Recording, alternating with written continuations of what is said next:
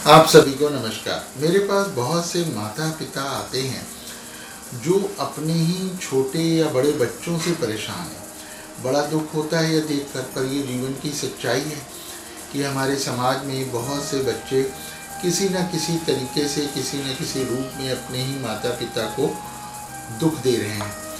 वो ये दुख मानसिक रूप से बहुत ज़्यादा है और इसके अलावा आर्थिक रूप से नुकसान कराना या अपने व्यवहार से माता पिता को शर्मिंदा करना या अपने कर्मों से, अपने व्यवहार से समाज में इस तरह से माता पिता को दुखी देना या अपयश देना, ये बहुत सारे लोगों के साथ में होता है। तो आज मैं आपको इसके लिए कुछ बहुत ही सरल और प्रभावशाली उपाय बताना चाहता हूँ, क्योंकि बच्चे तो इतने ज़िद्दी हैं कि वो ना माता पिता की बात मानेंगे और ना ही वो कोई पूजा पाठ उपाय करेंगे। ये माँ बाप हमें बताते हैं कि बच्चा हमारे कहने से कोई मंदिर भी नहीं जाएगा, कोई पूजा भी नहीं करेगा, कोई उपाय भी नहीं करेगा, तो हमें हमारे लिए बताइए।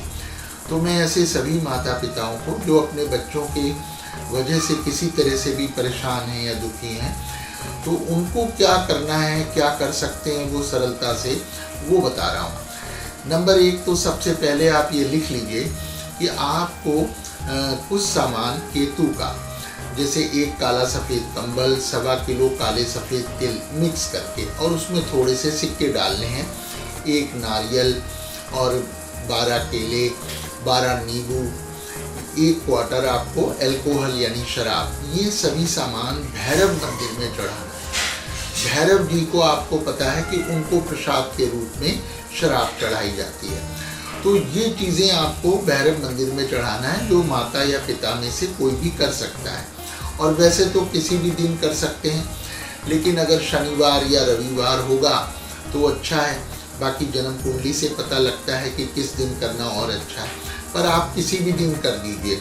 समय समय पर भैरव जी को ये चढ़ाकर उनसे प्रार्थना करिए, अपने बच्चे का नाम लेकर अपनी परेशानियों को उनसे कहिए। तो ये आप समय समय पर जितना कर सकें करते रहिए, तो इसका आप बड़ा चमत्कार देखेंगे कि बच्चे के व्यवहार में, उसकी सोच में, एटीट्यूड में फ़र्क आ जाएगा। अब दूसरा उपाय लिखिए। 1 नारियल लेना है, नॉर्मल पानी वाला नारियल, जटाओं वाला, और वो आप बच्चे के हाथ से लगवाकर या उसके माथे से टच करवाकर फिर आप मंदिर में जाकर उसको शिवलिंग पे रखिए।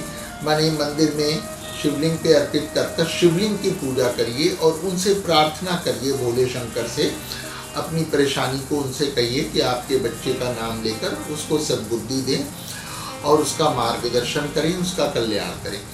ये आपको नारियल जो चढ़ाना है ये 43 डेज तक लगातार करना है, 43 दिन लगातार। आप किसी भी दिन से शुरू कर दें, सोमवार से कर दें या शनिवार से कर दें, पर 43 दिन तक 43 डेज में ब्रेक नहीं आना चाहिए, लगातार। और दिन में यानी सुबह किसी भी समय कर सकते हैं, रात में अवॉइड करिए, ना करें दिन में। तो इससे बहुत लाभ होगा।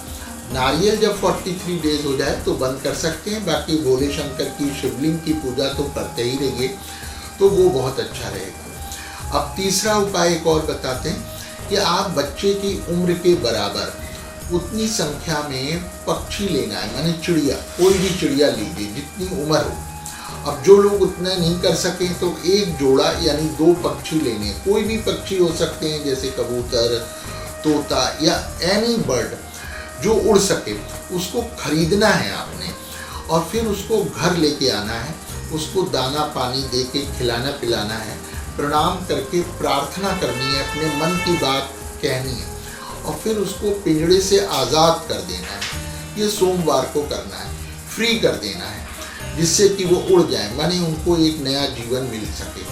तो ये उपाय भी आप समय समय पर ज़रूर करते रहिए, जितना कर सकें।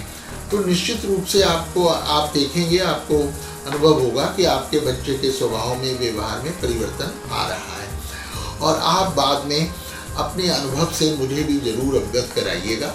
आप सबका बहुत बहुत धन्यवाद।